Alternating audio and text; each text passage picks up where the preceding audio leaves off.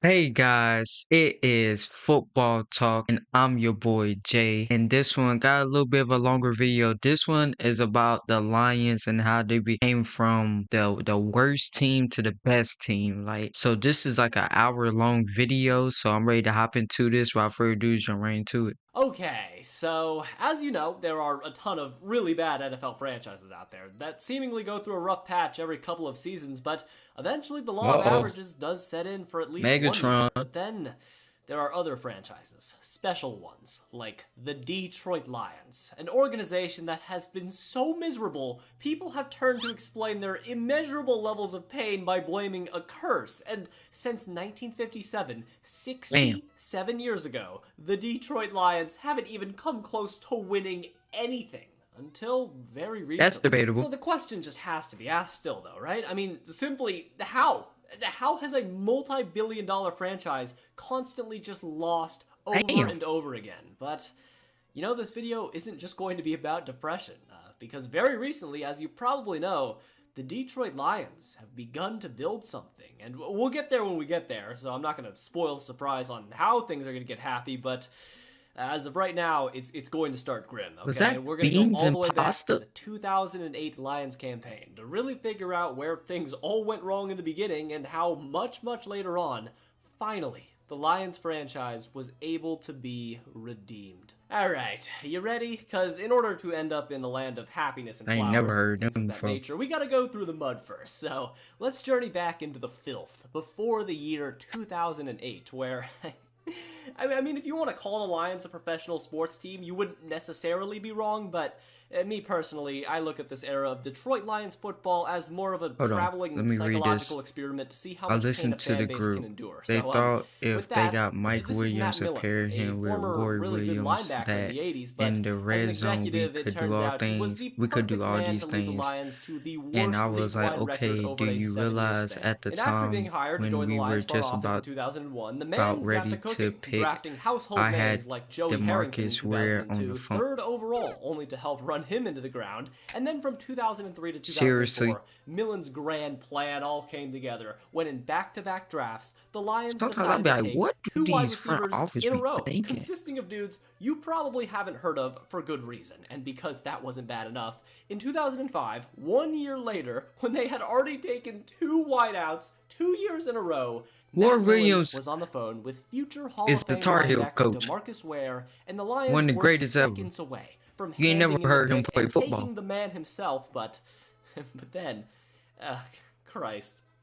Allegedly, some Lion scouts, moments before the pick was actually official, apparently were talking about how explosive the combination of Mike Williams and Roy Williams could be, and how the Lions will surely be the next greatest show on turf. And you know what Matt Millen said to that? Excuse He me? said, "All right, yeah, that's good enough for me. F it. Let's take wide receiver Mike Williams over Between DeMarcus the Lions and the Ware just Browns for shits and and the giggles." Commanders, I don't DeMarcus know Ware which was then ones is the drafted one worst. pick later by the Cowboys, and Matt Millen got punched by his son. So that's the level of incompetence we're dealing with, and that's not even mentioning certain other stuff going on behind the scenes. But neither of us has got the time for that. So the 2008 season then went by, and luckily it was a fresh breath of air. The I mean, that's Lions went facts. 0-16, and had a year that was so bad, it wasn't even worth getting upset about, to be honest with you. At some point, a franchise reaches such a high level of incompetence that all you can do is sit back, laugh, and watch the train go off the tracks with a devilish grin on your face. Because if the players and higher-ups in Who? the Ford family, who still owns the Lions to this day, don't care about the product on the field, then why the hell should the fans? Instead of reaching quarterback John Kitna's prophesized 10-win mark, the Excuse me. 2008 Lions logged debatably the worst season in NFL history. In terms of talent, they had Calvin Johnson, one of the greatest players in NFL history, and they also had, Oh, that's what's the hold on, name? Jason Hanson. He was a He kicker does who was announcing and solid stuff. sometimes, and that's really it. This team was so untalented, it was incomprehensible. And their defense was ranked dead last. The offense was arguably dead last. And they finished the year becoming the first team to never win a game since 1983. And honestly, the Lions were only maybe in 2 or 3 games that entire year. So they really were just that bad. So, believe it or not, after not winning a game for an entire season, the Lions decided finding a new GM and head coach was the right decision moving forward. So, before Lions coach Rod Marinelli My could boy, completely lose Matthew his sanity, Stafford, I he feel was like gone it's and so Matt Millen went along underappreciated in with my him. And in opinion. came head coach Jim Schwartz and general With the manager kind of Martin Mayhew. throws And most importantly, he's because been the able to Lions were just make, far too dominant in 2008, they it's were awarded it's the crazy. #1 overall selection. Wait, And what? in Whoa, came whoa, their whoa, new whoa, whoa, toy, who what? they would toss around back and forth So Matthew until ain't hit. he broke. Wow, you learn Luckily, something because new of every his day, don't dominance you? in college, though, the Lions could not have conceivably thrown this pick away, and were basically forced into drafting Georgia's John Matthew Stafford first overall. And no, I didn't make that up. Matthew Stafford's real name is actually John. Cool, right?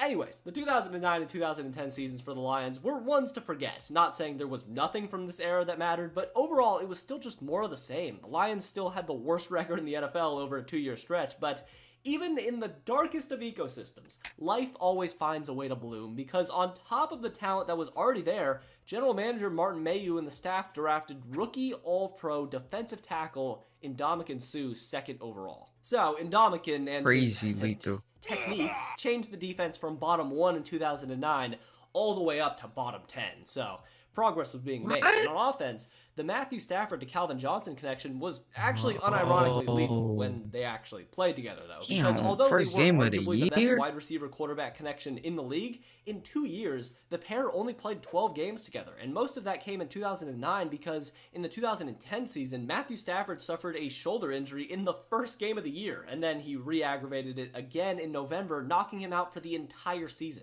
Believe it or not, high-end talent actually existed in this barren wasteland. But remember, you can't have true misery without a little tease of success, and that's what Lions fans were learning. With guys like Megatron Stafford and Ndamukong Suh, there was more than a ton of potential there, and the media was starting to get on board with that idea too, and there were some real wild people out there saying that the Lions had a decent chance at making the playoffs in 2011 if Matthew Stafford stayed healthy. All right, let's hold on here for a minute, okay? Slow our roll. Playoffs? For the Detroit Lions.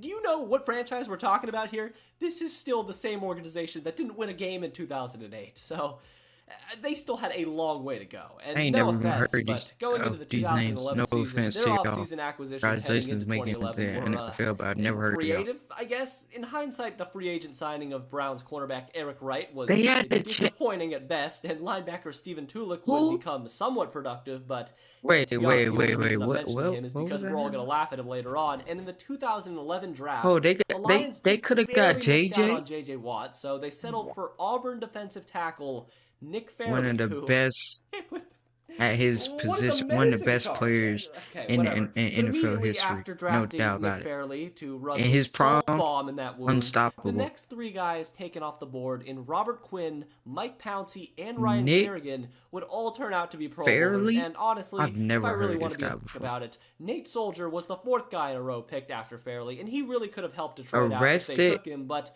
I guess in their arrested in defense, you could mobile, argue that Nick Fairley was charged actually with. just a better prospect than all of those guys at the time. Now, like I said, Oh my, are expectations you weren't sky high, serious, but bro? there were expectations, which is absolutely foreign to an organization Down that hasn't won bad. a What's playoff the game name? since 1991 at this point. But Oh yeah, going yeah. into He the looked like 2011 season, the No offense to Detroit you, brother, Lions but you look had a like one of them. great year and turned in quite possibly their most magical campaign to date. Oh, 5-0. The Detroit Lions won 5 games and lost 0, and were neck and My neck with boy, the I ain't Green gonna Bay lie. Packers.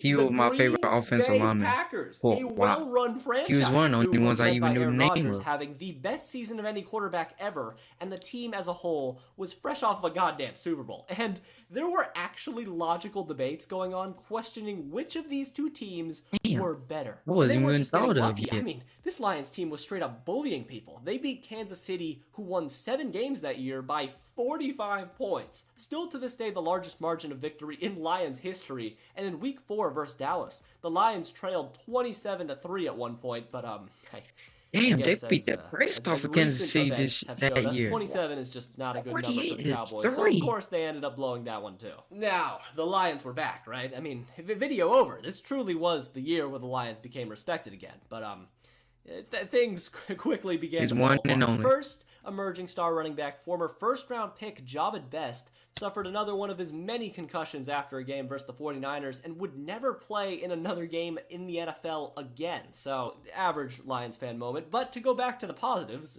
sort of, through the first 5 games, Calvin Johnson was just on another level. A 29-yard game from their 50-point blowout is really dragging these numbers down, but just take my word for it, please. Calling Megatron a football player during this stretch of games What is would that just be picture? disrespectful to his craft, okay? My man was catching 2 touchdowns a game from Stafford, but unfortunately, that just isn't sustainable. So Calvin began cooling off, drawing more defensive attention his way, and without a running back to take off that pressure, the offense just got worse. And then the Damn. defense, more specifically the secondary for Detroit, started to just get roasted alive. The previously mentioned Eric Wright, the Lions corner who they signed a while back, would be executed after this historically abysmal campaign and would never even be seen near the city again, but in 2011, the man excelled in his role as the team jester. He finished the season as the second most targeted corner. These numbers are not even fair. 5.8, 90.2 yards, 1.8 touchdown, 9 point. This is not even, damn, it's not even fair. I'm gonna stop it right there, guys. Having some issues with my PC, so I'm gonna stop it right there. I would drop the following reaction. Let's see. If I don't drop it, what's today? Today is Tuesday, so this will drop Wednesday, and I will drop the next one on Thursday. If I do not do that, then I just drop this for the weekend. But that's gonna do it for me, guys. Hopefully you guys did enjoy part 1, and hopefully I'll see you back for part 2.